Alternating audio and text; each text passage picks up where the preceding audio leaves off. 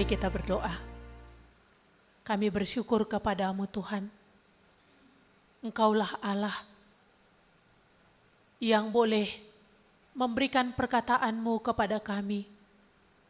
Itu yang menenteramkan jiwa kami. Itu yang memberikan penghiburan, menguatkan, mengokohkan kami. Sehingga di dalam pengharapan terhadap firman-Mu itu, benar-benar mendatangkan damai sejahtera. Kami bersyukur kepadamu Tuhan, untuk Engkau yang berjanji atas orang-orang yang percaya kepada Engkau, bahwa Engkau akan menyertai, bahwa Engkau memberikan Roh-Mu yang kudus untuk boleh menolong, membawa kepada seluruh kebenaran-Mu, bahkan memberikan penghiburan. Terima kasih Tuhan untuk perkataan-Mu dan untuk hal yang besar yang Kau berikan dalam hidup kami. Saat ini ya Tuhan, kami rindu supaya Engkau lagi lah yang berbicara kepada kami, supaya segala hal yang sedang kami pikirkan dan jalani mungkin ada dalam kepenatan. Biarlah perkataan-Mu ini masih bisa kami dengar, dan biarlah perkataan-Mu ini sungguh-sungguh membuat kami memandang kepada Engkau Tuhan yang besar dan yang membuat jiwa kami tentram. Pakai hamba-Mu dalam segala keberadaannya, Roh-Mu yang kudus kiranya berkuasa memakai dia dengan leluasa. Di dalam nama Tuhan Yesus, Engkau menghalau segala kuasa kegelapan. Amin. Jemaat kami persilakan duduk kembali. Selamat hari Minggu untuk kita semua. Iya. Sebelum kita membaca firman Tuhan, saya mau bertanya kepada kita dua hal. Yang pertama, apa hal yang paling pernah menjadi ucapan syukur di dalam hidup? Adakah yang mau menjawab? Apa hal yang paling besar yang menjadi ucapan syukur Adakah?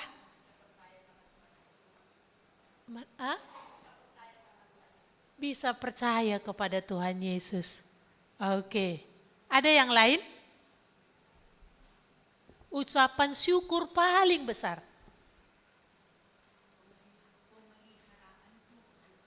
Pemeliharaan Tuhan. Iya. Pertanyaan yang kedua. Apa yang paling kamu harapkan saat ini?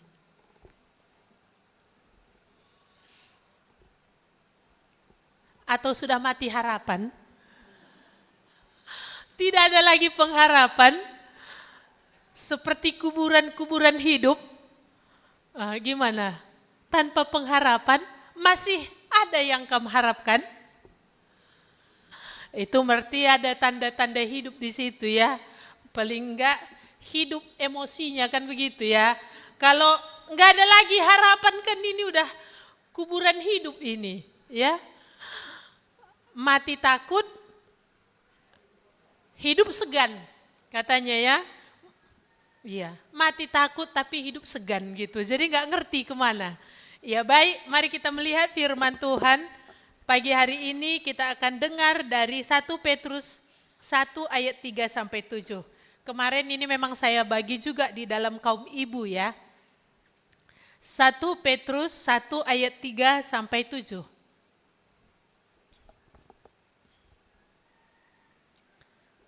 Saya akan baca untuk kita semua. Terpujilah Allah dan Bapa Tuhan kita Yesus Kristus, yang karena rahmat-Nya yang besar telah melahirkan kita kembali oleh kebangkitan Yesus Kristus dari antara orang mati kepada suatu hidup yang penuh pengharapan, untuk menerima suatu bagian yang tidak dapat binasa, yang tidak dapat cemar, yang tidak dapat layu, yang tersimpan di surga bagi kamu, yaitu kamu yang dipelihara dalam kekuatan Allah karena imanmu, sementara kamu menantikan keselamatan yang telah tersedia untuk dinyatakan pada zaman akhir. Bergembiralah akan hal itu, sekalipun sekarang ini kamu seketika harus berduka cita oleh berbagai-bagai pencobaan. Maksud semuanya itu ialah untuk membuktikan kemurnian imanmu yang jauh lebih tinggi nilainya daripada emas yang fana, yang teruji kemurniannya dengan api, sehingga kamu memperoleh puji-pujian dan kemuliaan dan kehormatan pada hari Yesus Kristus menyatakan dirinya. Tema kita pada hari ini adalah di dalam Kristus ada hidup yang penuh dalam segala pengharapan, ya. Di dalam Kristus ada hidup yang penuh pengharapan. Ya. Di sini kita melihat di ayat yang ketiga ini tadi bagaimana Petrus hatinya dipenuhi dengan ucapan syukur. Petrus dipenuhi dengan hati yang memuji Tuhan. Ya. Kita kapan terakhir hati kita dipenuhi dengan rasa syukur, ya? Atau ada kata terakhir gitu, berarti entah beberapa hari yang lalu. Atau sampai kini, ada hati yang terus bisa bersyukur bukan karena semua baik. Bukan karena semua beres. Tetapi ada lebih tinggi dari ketidakberesan itu yang aku lihat. Ada yang lebih tinggi dari kekurangan itu yang aku lihat. Sehingga masih ada hati yang bersyukur. Iya. Situasi yang dialami Petrus dan orang-orang percaya pada waktu surat ini ditulis itu bukan situasi yang nyaman dan aman. Tetapi ini di mana situasi penganiayaan berat mereka alami. Karena di masa ini yang memerintah adalah Kaisar Nero. Di mana dia memfitnah orang-orang percaya atas tindakannya, ya, pembakaran di daerah Roma waktu itu, dia yang melakukan, tapi difitnah adalah orang-orang Kristen, orang-orang percaya. Maka semua orang-orang percaya pada waktu itu mengalami penganiayaan yang sangat berat. Iya, termasuk juga Petrus. Bukan karena Petrus ini rasul dari Yesus, dia dikecualikan. Tidak menjadi target. Dia juga ada di dalam penderitaan itu. Maka penting bagi Petrus untuk menulis surat bagi orang-orang percaya yang ada di kelima provinsi yang ada di Asia kecil ini. Karena Petrus juga ada di sana dan Petrus sadar betul apa yang bisa menguatkan orang-orang percaya yang ada dalam penderitaan dan tekanan saat itu. Iya, di sini tadi dikatakan Petrus mengawali suratnya ini dengan hati yang memuji Tuhan. Kenapa dia ada dalam permasalahan yang besar, tetapi dia bisa bersyukur kepada Tuhan?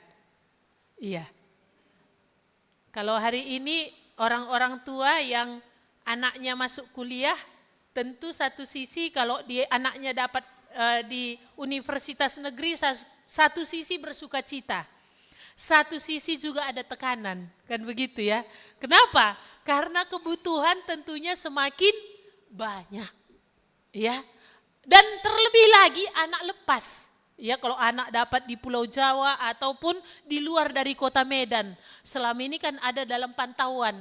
Seolah-olah ini aku masih bisa lihat dan aku masih bisa kontrol entah pun persennya berapa. Tapi kalau ini udah 100%. Nggak bisa lagi nanti dikontrol, nggak bisa dilihat ini gimana. Tentu ada kecemasan-kecemasan tersendiri di dalamnya. Ya. Di sini tadi Petrus bilang terpujilah Allah. Apa yang membuat hati Petrus ini dipenuhi dengan ucapan syukur, hatinya ini dipenuhi dengan pujian. Hatinya ini dipenuhi dengan sukacita. Iya. Karena Petrus tadi di sini melihat kepada rahmat Allah itu besar. Ya. Kalau melihat masalah enggak henti-hentinya. Yang enggak hanya dia antri, datang kadang-kadang bersamaan ya. Nah, jadi kalau lihat ke sana, ini membuat kita gugup. Ya hari ini ya bukan isu, memang fakta. Dolar yang semakin melambung tinggi, ini menentukan harga-harga pasti semakin besar. Kalau sudah bensin pun naik, Pertalite naik, ya Pertamax naik, ini tentunya semua akan makin besar pengeluaran. Ya dari dulu informasinya begitu ya, nggak pernah dibilang bensin turun, nggak pernah. Ya, selalu itu yang ada bensin naik, ya hidup berjalan juga kok. Ya, saya ingat itu mulai mikir soal bensin itu setelah ya beli sepeda motor kan begitu ya. Jadi informasi kalau bensin naik ini peka gitu ya. Tapi dari dulu naik terus. Tapi hidup gitu terus juga. Jadi gimana? Kalau hidup pun Tuhan berikan, bukankah pemeliharaan itu atas orang percaya itu nanti gimana? Ini kita lihat ya. Apa yang tadi membuat hati Petrus dipenuhi dengan ucapan syukur dan hatinya memuji kepada Allah karena dia melihat rahmat Allah itu besar. Apa yang dia lihat rahmat Allah yang besar itu? Dikatakan telah melahirkan kita kembali di dalam kebangkitan Kristus dari antara orang mati. Kebangkitan Kristus dari antara orang mati ini menjadi jalan kita bisa dilahirkan di dalam keluarga Allah. Apa yang Petrus nggak lihat dari semua mujizat yang Yesus buat? Mulai dari awal pelayanan Yesus, mujizat yang pertama di mana Yesus mengubah air menjadi anggur di pesta di Kana itu, Petrus sudah hadir. Sampai kepada apa? Sampai kepada Kristus menyatakan diri bahwa dia bangkit. Apa yang Petrus nggak lihat? Semua dia lihat. Mujizat-mujizat yang Yesus lihat. Mujizat kebangkitan orang mati, mujizat bagaimana Yesus memberi makan 5.000 orang hanya dengan 5 roti dan 2 ikan. Mujizat Yesus memberi makan 4.000 orang hanya dengan 7 roti dan 2 ikan. Mujizat bagaimana Yesus seperti tadi ya meredakan angin ribut hanya dengan 2 perkataan, diam tenang. Semua Petrus, semua dilihat oleh Petrus. Tetapi apa? Yang paling dari semuanya itu yang membuat Petrus terkesan dan yang membuat hatinya bersuka cita dan bersyukur adalah apa? Kristus yang bangkit dari antara orang mati. Yesus benar-benar mati ini untuk menunjukkan kasihnya kepada kita. Yesus benar-benar mati untuk sebagai tebusan atas dosa kita. Dan dia bangkit ini membuktikan bahwa apa? Di dalam dia kita bisa diselamatkan. Di dalam dia kita terlahir sebagai anak-anak Allah. Apa perbedaan antara Ismail dan Ishak? Ismail lahir dari Rahab, bukan istri yang sah, dari budak. Tapi Ishak itu lahir dari istri yang sah, yaitu Sarah. Pada akhirnya walaupun tadi sama-sama menikmati di rumah Abraham, semua fasilitas-fasilitas yang ada di rumah Abraham bisa dinikmati oleh Ishak dan dinikmati juga oleh Ismail. Tapi pada akhirnya Ismail itu harus keluar. Karena dia budak dan tidak punya hak untuk semua warisan yang ada pada diri Abraham.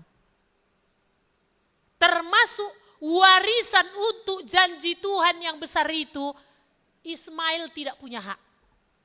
Maka dia harus keluar.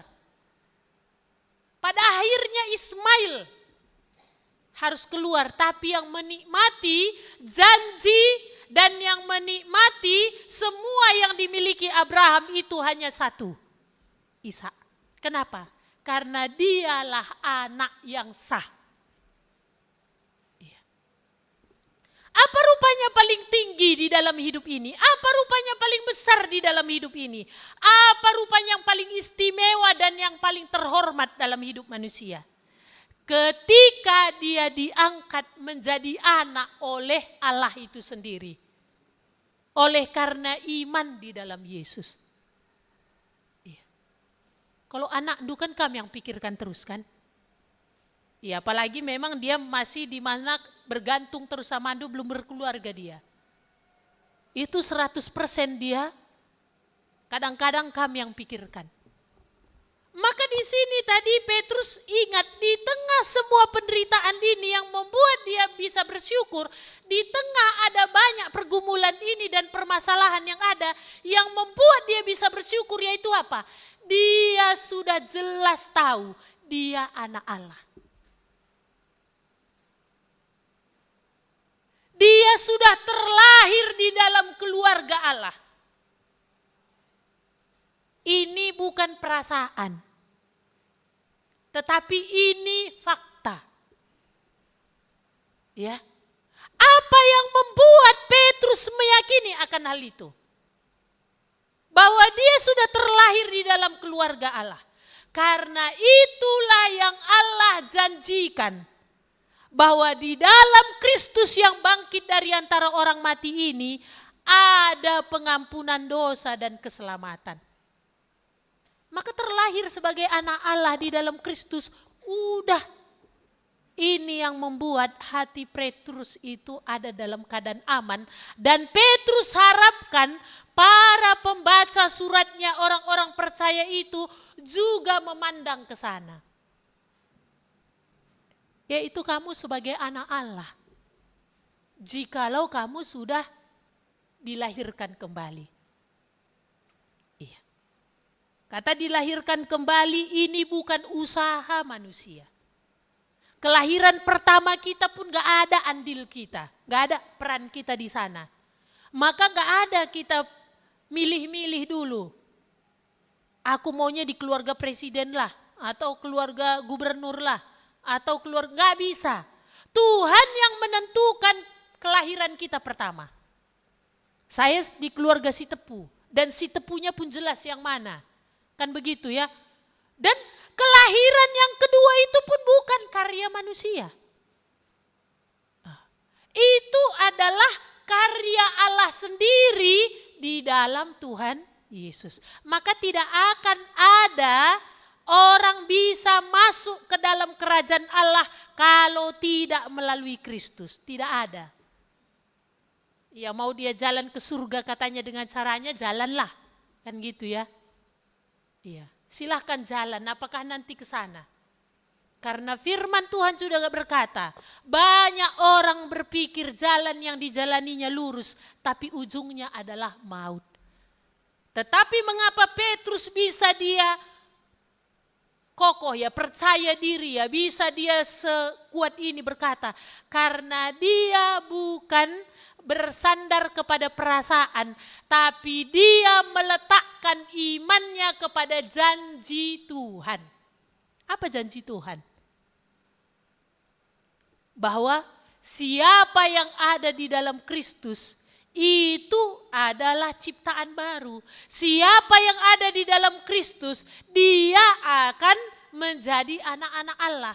Jadi Petrus bersandar kepada apa yang Tuhan katakan. Maka ini tadi dia bilang, maka hidup sebagai anak-anak Allah itu adalah hidup yang penuh pengharapan. Ya kenapa? Hidup sebagai anak-anak Allah itu hidup yang penuh pengharapan. Kan ini tadi difirmankan ya. Kepada suatu hidup yang penuh pengharapan. Mengapa dikatakan penuh pengharapan? Kalau terlahir di dalam anak-anak Allah. Pertama dikatakan menerima suatu bagian yang tidak dapat cemar, yang tidak dapat layu, yang tidak dapat binasa, tersimpan di surga. Jadi orang-orang yang sudah ditebus oleh Tuhan Yesus, orang-orang yang sudah dimeteraikan oleh oleh Allah di dalam Roh-Nya yang kudus, dikatakan menerima suatu bagian yang tidak dapat binasa. Tidak dapat layu, tidak dapat cemar, yang tersimpan di surga. Apa rupanya yang hari ini dunia miliki, nggak akan dia tinggalkan. Apa coba? Berapapun banyaknya uang orang, satu hari kan dia harus lepas itu semua kan. Begitu kematian datang, masih bisa uang menjamin? Gak ada lagi jaminan atas uang itu. Walaupun seolah-olah ketika hidup kayaknya dia bisa menjamin ya. Sepertinya uang itu bisa menjamin. Ini kan tipuan juga gitu ya. Kalau tadi burung dibilang gak mau dia tertipu. Tapi manusia banyak kena tipu. Ya. Kalau disuruh memilih di sangkar emas tadi atau disuruh bebas tapi tidur di alam sana, kena hujan, kena badai, tapi dia lebih memilih kebebasan daripada di sangkar emas. Kita banyak ditipu dengan hal-hal sedemikian. Ya. Apa rupanya nanti yang enggak akan lepas ini semua? Semua yang menjadi andalan-andalan manusia di dunia ini, yang mana nanti enggak terlepas? Yang mana bisa memberikan jaminan sampai kepada kekekalan? Nama menjamin sampai kekal? Enggak. Apa yang bisa menjamin sampai kekal? Uang, keluarga, deking-deking kita, enggak ada. Tapi di sini dikatakan kalau dia anak Tuhan, kalau dia sudah dilahirkan kembali, di dalam Kristus dikatakan dia sudah punya, dia akan menerima bagian yang tidak dapat binasa, tidak dapat cemar, tidak dapat layu, udah tersimpan di surga. Kemarin saya bilang ke ibu-ibu, kayaknya keren kali hari ini kalau orang punya aset di luar negeri. Ya. Ataupun aset di luar kota gitu, seperti kami dulu waktu saya anak-anak ya. Di kampung kami itu kalau orang sudah punya rumah di Medan, entah pun tadi batanya cuma 5 ke atas, selebihnya itu tepas ataupun apa ya namanya ya, bambu ya. Tapi kalau dulu saya anak-anak di kampung itu, kalau orang kampung kami sudah punya rumah di Medan, udah dikatakan keren itu, udah top itu. Kenapa? Dia punya aset di luar kampung. Ini Tuhan bilang asetmu itu di mana? Bukan di luar negeri. Luar negeri pun masih bisa kena inflasi, ya kan? Masih bisa nanti dibobol. Masih bisa dihacker. Tapi dibilang bagianmu itu tersimpan di surga. Enggak binasa, enggak cemar, enggak layu. Iya. Yang paling lucu nanti, dia anak Allah tapi gak pernah memandang kepada surga itu yang memberikan penghiburan. Iya. Maka orang ketika dia memiliki aset-aset tertentu, itu memberikan seperti sedikit kenyamanan, seperti sedikit satu harapan, walaupun semua aset itu mati dia selesai semua. Gak ada lagi yang bisa mempertahankan dia. Enggak ada lagi ini semua bisa membela dia. Enggak ada lagi ini semua bisa menjamin dia. Tetapi Yesus katakan bahwa apa? Kamu sudah punya jaminan sampai kekekalan itu loh. Sampai ke surga itu kamu sudah kujamin. Wah, ada jaminan asuransi yang kayak begini.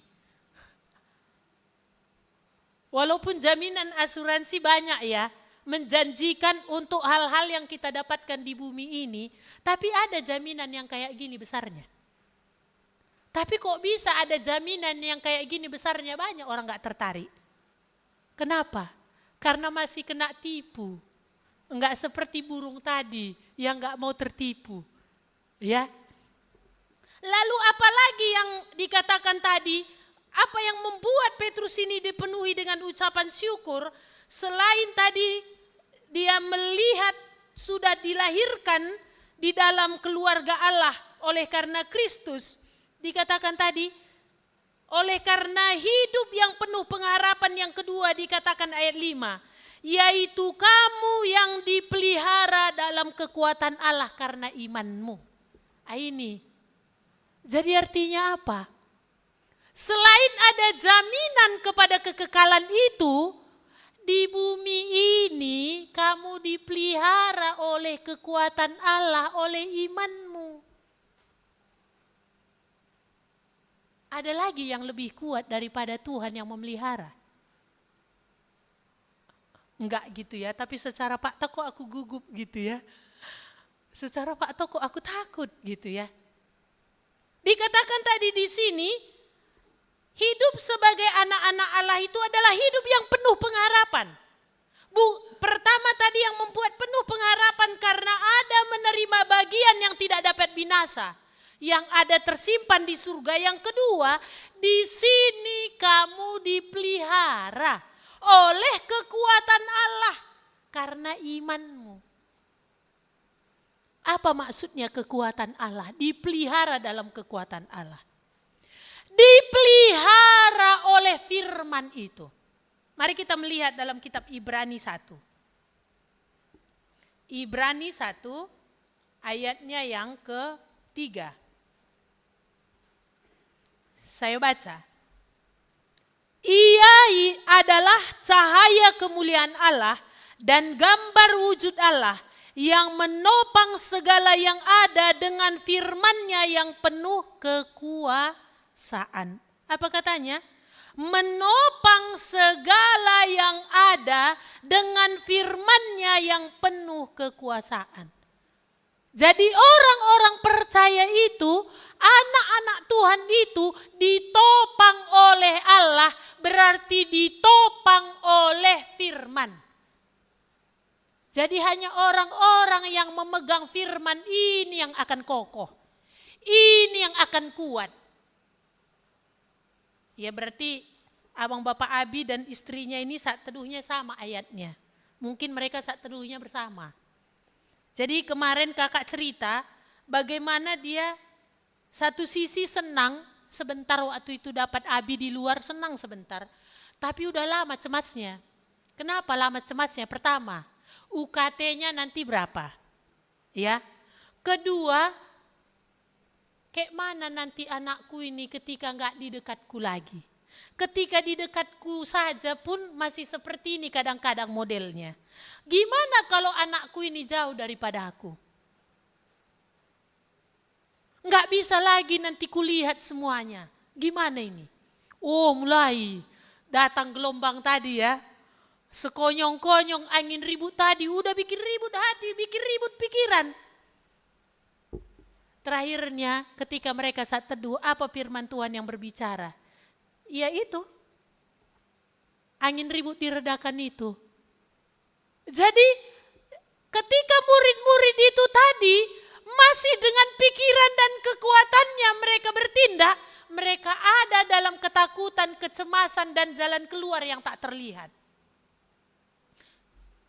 Binasa nggak mungkin lagi, karena Yesus ada di situ, nggak mungkin binasa. Karena apa?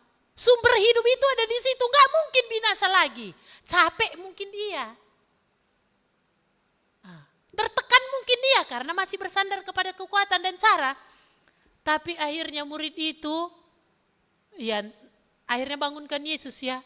Yesus kita binasa. Baru Yesus ngomong, diam tenang. Hanya 2 kata ini kan diam. Jadi waktu itu dalam hati kakak, Mama Abi dia bilang, kalau murid ini berseru kepada Yesus yang bertindak, ini kenapa aku enggak berseru meletakkan hatiku ini kepada dia? Dan dia berdoa. Disitulah mulai dia, artinya ditanamkan sesuatu dalam pikirannya, kalimat dalam pikirannya gini. Anakmu ini kan kutitip samamu.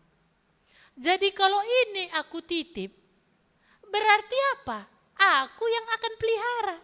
Kau itu cuman sarana, kamu itu cuman pipa untuk saluran dari aku untuk dia. Jadi dari aku nanti sumbernya itu. Dan kalau anakmu ini titipan, kalau kemarin sampai sekian tahun dia kubuat di dekatmu. Nah kalau kau udah manfaatkan itu, sudah sekarang aku yang akan mulai memelihara dia. Aku yang akan kontrol dia. Dan firman Tuhan yang sudah kau sampaikan itu gak akan ada pulang sia-sia. Aku akan teruskan di sana. Itu padahal UKT-nya belum keluar berapa gitu ya.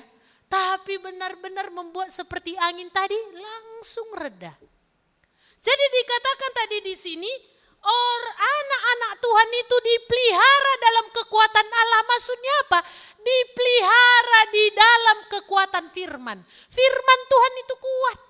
Kalau dunia dan alam semesta ini pun ditopang oleh firman, apalah keluarga-keluarga? Apalah itu pribadi-pribadi? Maka apa yang membuat kita bisa kuat? Berpegang kepada firman. Jadi bukan iman yang lantur. Tanpa ada dasar daripada firman Tuhan. Maka betapa pentingnya kita mendengar firman Tuhan terus. Karena ini yang akan berbicara. Dan ini kalau kita pegang, Tuhan berjanji, aku topang engkau dengan kekuatan firman ini.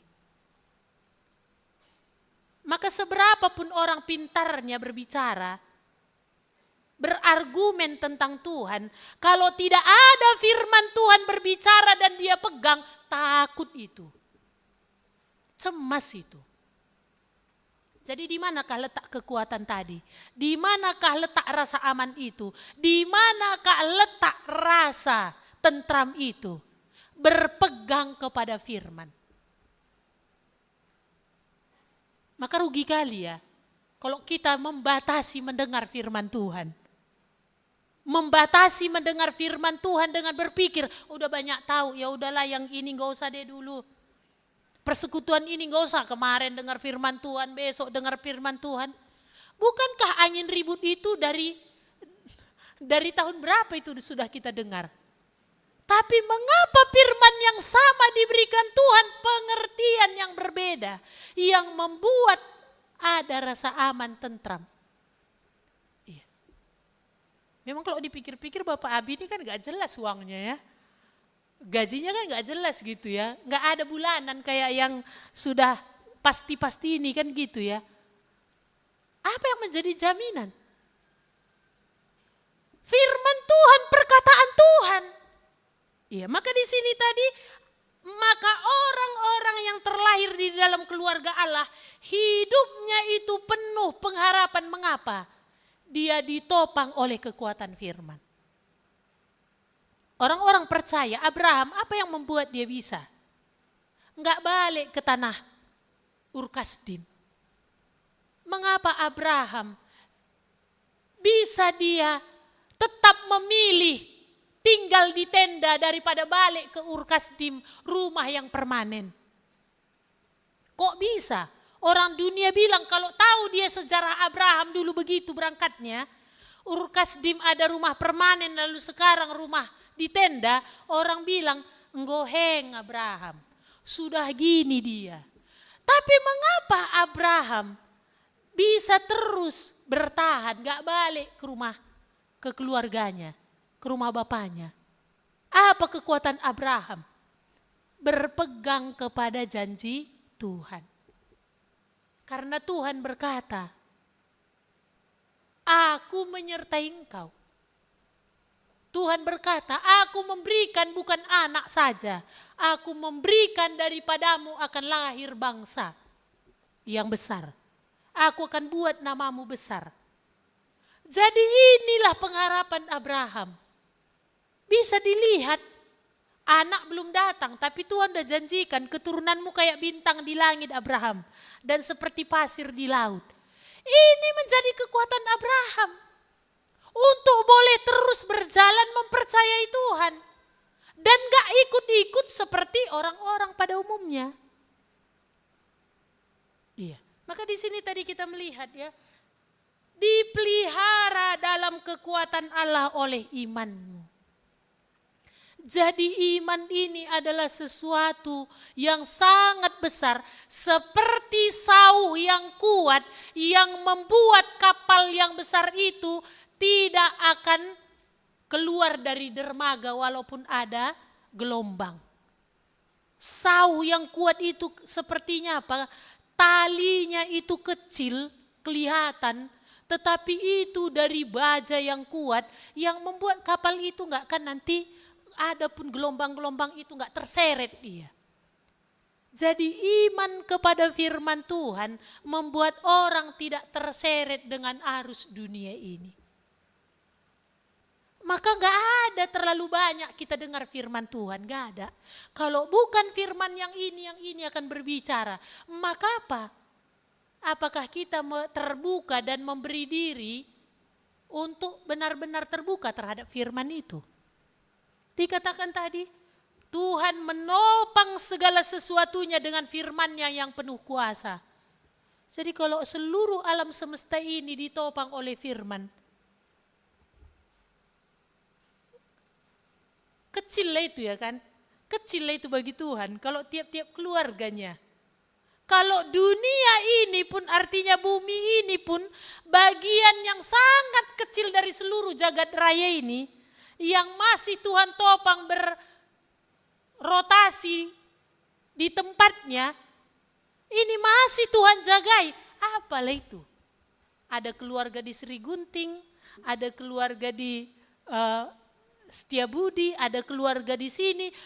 Tuhan bilang apa? Aku kenal yang mana milikku. Kandang meterainya itu Roh Kudus kan? Ku tahu yang mana milikku. Jadi kalau Tuhan tahu miliknya, dia tahu gak lepas nanti sasaran itu. Jadi apakah kita memandang ke sana? Kalaupun kayak orang tua tadi banyak pun anak di Medan ini kan anak dunia akan perhatikan kan? Kan gitu. Banyak pun yang seusia dengan dia atau lebih cantik dari dia kan anak dunia akan perhatikan. Ya sama.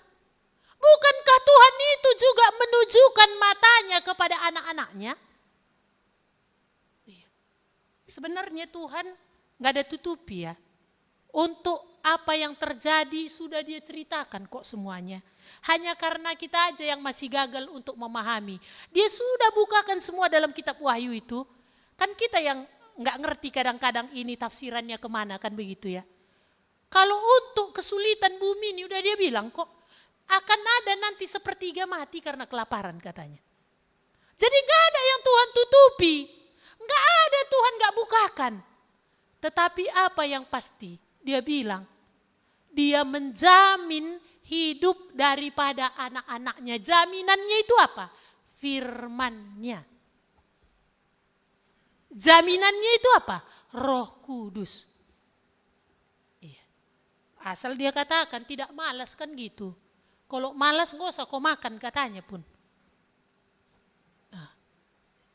Jadi kita lihat tadi di sini, ini yang membuat hidup penuh pengharapan. Pertama tadi apa? Kita mendapat bagian. Yang tidak dapat binasa, tidak dapat layu, tidak dapat cemar, yaitu apa? Di surga. Jadi udah Tuhan bilang, kamu punya aset loh sampai ke surga udah aku buat. Lalu yang kedua Tuhan katakan, di bumi ini aku pelihara kamu dengan apa? Kekuatanku. Di mana kekuatan Allah itu tadi? Di dalam firman-Nya.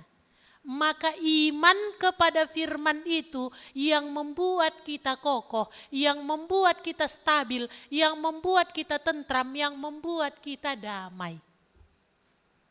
Membuat kita tenang. Iya. Maka apa dikatakan tadi di sini? Bergembiralah akan hal itu. Sekalipun sekarang ini kamu seketika harus berduka cita oleh berbagai-bagai pencobaan. Allah tidak menspesialkan anak-anaknya dalam hal apa? Pencobaan. Allah tidak menspesialkan anak-anaknya dalam pencobaan. Walaupun banyak spesial-spesial yang lainnya. Dikatakan apa? Di sini memang kamu menderita. Maka apa? Perlu topangan Tuhan. Di sini kamu dicobai, maka perlu topangan Tuhan. Tuhan tahu kalau enggak dia topang kita dengan firman-Nya, berat hidup ini.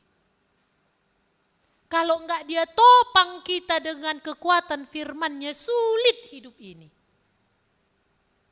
Karena kita masih ada di tengah-tengah dunia, setan itu belum diikat. Maka masih ada untungnya setan itu satu sisi. Ya. Tuhan kita sanggup ikat dia, tapi kenapa enggak diikat? Dulu pikirku, kenapa lah ya kalau mengganggunya setan ini, menghancurkannya dia, kenapa enggak cepat-cepat diikat? Kita tunggu, kita lihat nanti, masih ada gunanya. Nah, dikatakan tadi bersuka, bergembiralah akan hal itu. Akan apa? Pertama, kamu sudah dilahirkan sebagai anak Allah di dalam Kristus. Maka ini perlu jelas. Bukan perasaan, tapi jelas ada firman Tuhan berbicara kepada kita. Kalau enggak ada firman Tuhan, itu namanya iman ngawur. Apa dasar kita? Ya pokoknya aku percaya. Ya pokoknya lah. Enggak bisa.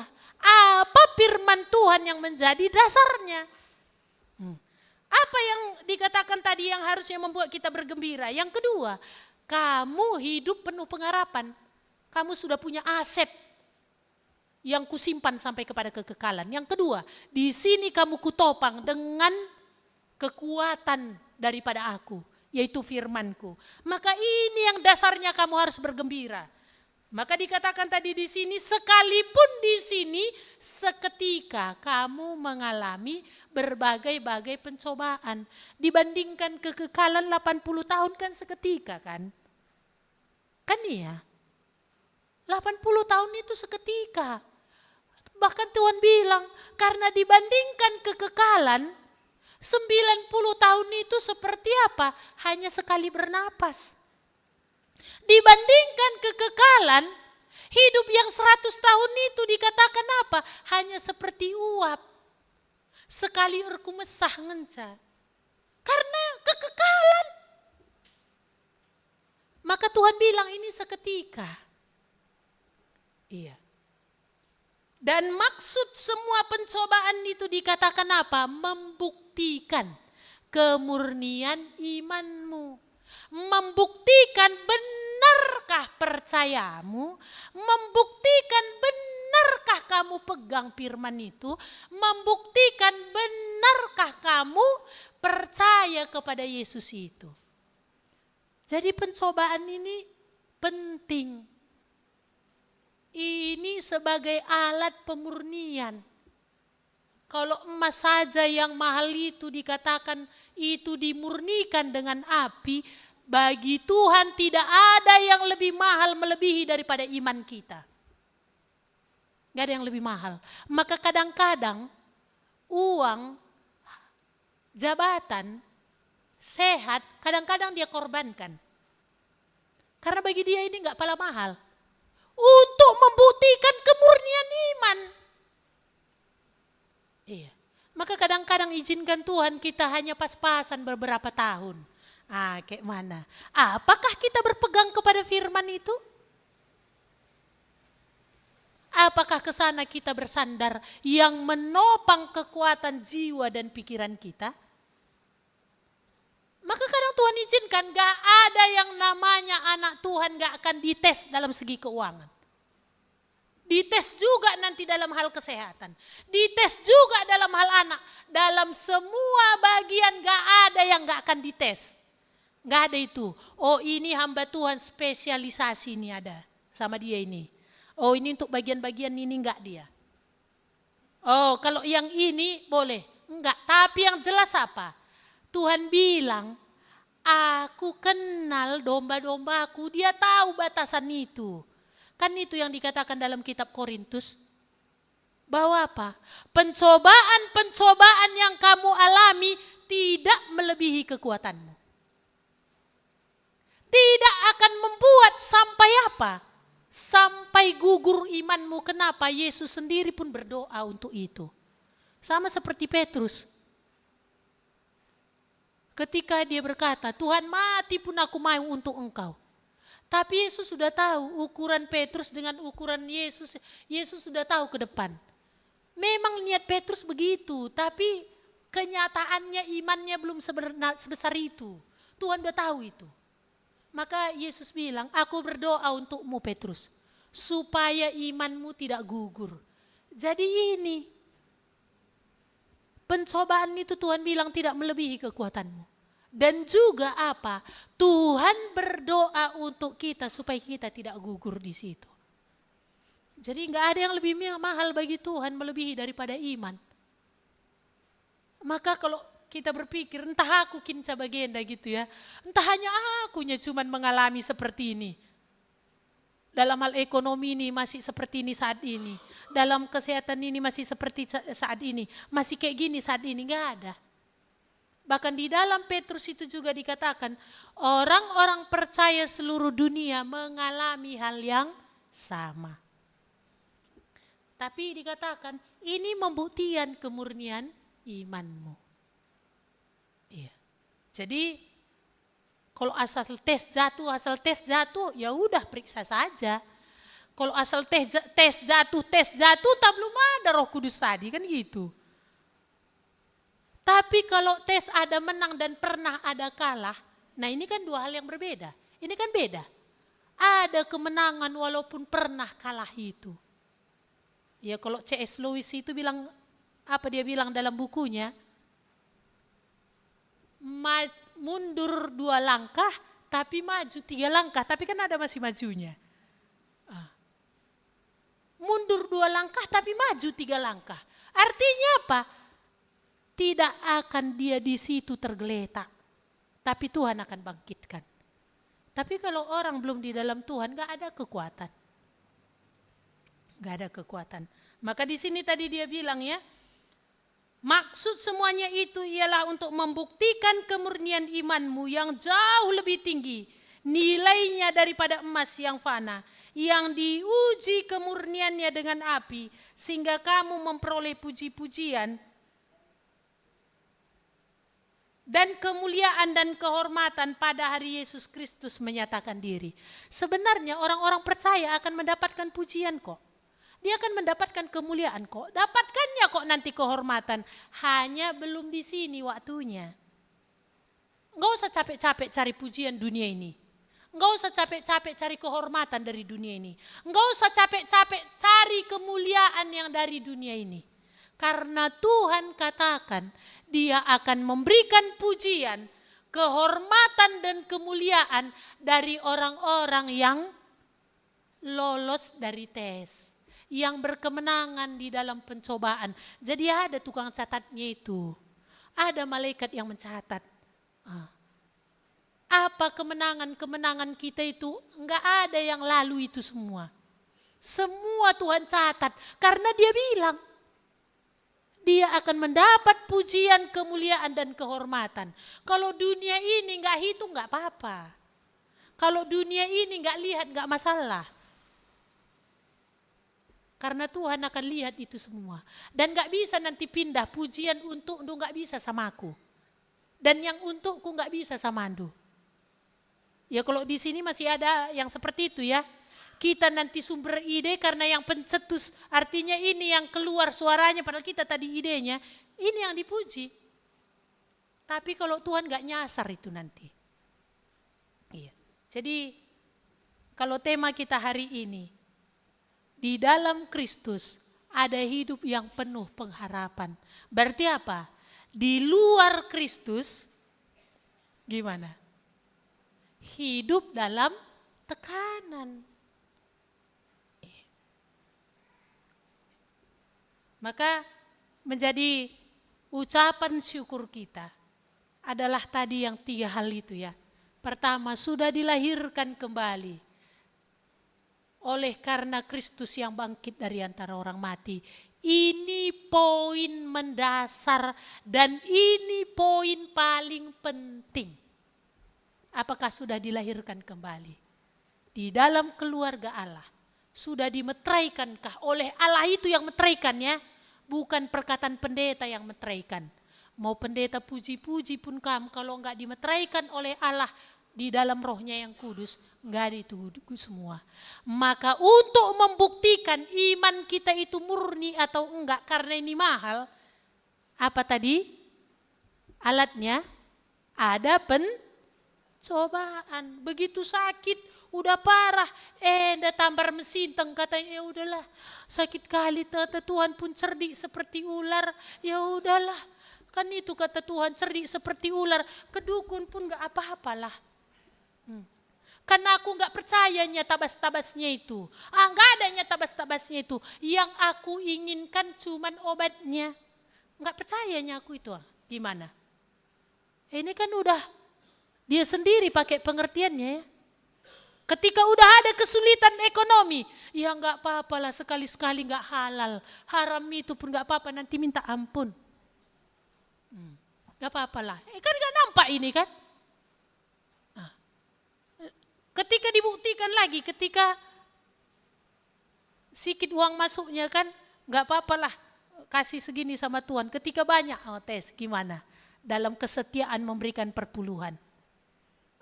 Dibatasi banyak, kita gak perlu. Tuhan itu kaya dia, kita yang butuh. Ya udah 90% dikasih sama kita, cuma 10-nya untuk pekerjaan Tuhan. Tapi Tuhan itu kaya, kita yang miskin. Kan Tuhan bilang memberi dengan hati bersyukur.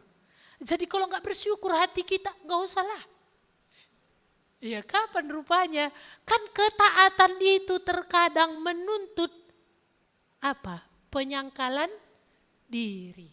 Ketaatan itu disertai terkadang air mata. Dalam ketaatan ada penyangkalan diri. Dalam ketaatan ada air mata. Dalam ketaatan ada kadang-kadang kita menahan diri ini. Tetapi apa? Tuhan bilang, kau akan mendapatkan pujian, kehormatan dan kemuliaan ketika Kristus datang kedua kali. Mari kita berdoa. Kami bersyukur kepadamu Tuhan. Tidak ada yang lebih hebat, tidak ada yang lebih terhormat, tidak ada yang lebih berharga dan tidak ada yang lebih tinggi melebihi menjadi anak Tuhan. Kami bersyukur jikalau Engkau sudah berfirman bahwa di dalam Kristus yang mati itu ada pengampunan dosa, ada keselamatan dan ada jaminan hidup kekal. Dan di dalam Kristus itu, tiap-tiap orang percaya akan dimeteraikan dengan Roh-Mu yang kudus. Tuhan, Engkaulah Allah yang tidak bisa ditipu. Engkau tidak hanya melihat mulut yang keluar suara, tapi Engkau melihat sampai kedalaman hati. Adakah hati yang mau meninggalkan dosa dan sungguh-sungguh percaya kepada Yesus dan mempercayakan hidup? Tuhan, kami bersyukur. Jikalau ternyata pencobaan dan keadaan berat ini supaya membuktikan kemurnian iman kami. Tuhan, Kau tahu siapa milikmu. Engkau tahu siapa yang Kau sudah meteraikan dengan Roh Kudus. Tapi pencobaan itu penting bagi kami supaya kami sendiri boleh tahu sudahkah kami menjadi anak atau belum. Ketika kami bisa menang, ketika kami bisa berpegang kepada firman-Mu, disitulah kami semakin diyakinkan dan dikokohkan bahwa kami milik-Mu. Karena Engkau sendiri dari awal tidak pernah Engkau tidak melihat iman yang sejati itu. Tapi kami yang perlu semakin diteguhkan Tuhan. Tolong kami supaya kami boleh melihat pencobaan dan penderitaan ini dengan cara yang berbeda, yaitu memandang dari sudut pandang-Mu. Supaya kami boleh semakin melihat kemurnian iman kami. Supaya kami boleh semakin diteguhkan bahwa kami sungguh sudah menjadi anak-anak-Mu. Tuhan, tolong kami untuk tidak membohongi diri kami sendiri. Tuhan, tolong kami untuk tidak menipu diri kami sendiri. Kalau sekiranya tiap pencobaan itu kami jatuh, bukankah itu membuktikan sungguh tidak ada iman itu? Kalau tiap kali pencobaan itu tidak ada perkataan-Mu terpegang kami, bukankah itu membuktikan tidak ada iman itu? Supaya selagi hidup yang masih Engkau berikan, benar-benar Tuhan, kami menyelidiki diri kami. Tapi tiap-tiap kami yang sudah Tuhan berikan kemenangan, yang sudah Tuhan berikan firman, di dalam pencobaan-pencobaan yang datang, kami memuji Tuhan. Biarlah Tuhan, hal itu makin membuat kami bangga kepada Engkau. Hal itu makin membuat kami semakin mempercayai perkataan-Mu, bahwa Engkau Allah akan menggenapkan semua firman-Mu itu. Tuhan, tolong kami supaya hati kami ini boleh dicondongkan terus untuk membaca firman-Mu, berpegang kepada perkataan-Mu itu, hidup dalam ketaatan itu. Sekalipun ya Tuhan, Engkau sudah katakan, ada sungguh penderitaan, karena kami harus menyangkal diri, karena kami kadang-kadang harus ya Tuhan, mengabaikan keinginan kami demi memilih apa kata Tuhan. Terima kasih Tuhan, kami bersyukur kepadamu untuk perkataan Tuhan yang boleh kami dengar, dan untuk perkataan-Mu yang menopang seluruh dunia ini, dan untuk perkataan-Mu yang menopang hidup kami. Tuhan, kami sungguh menyerahkan diri kami sepanjang minggu di dalam hari-hari ke depan ini, supaya hati yang terus mencari wajah Tuhan di dalam kebenaran firman-Mu itu boleh ada dalam diri kami, supaya kami boleh semakin dikuatkan, dikokohkan oleh perkataan-Mu itu. Karena Tuhan sendiri berkata, orang-orang yang percaya kepadamu tidak akan dipermalukan. Terima kasih Bapa, kami bersyukur untuk ibadah hari ini, kami bersyukur untuk kehadiran-Mu, kami bersyukur ya Tuhan, untuk Engkau yang memberikan perkataan-Mu. Di dalam nama Tuhan Yesus, kami berdoa dan mengucap syukur. Amin. Kepada Allah beri puji.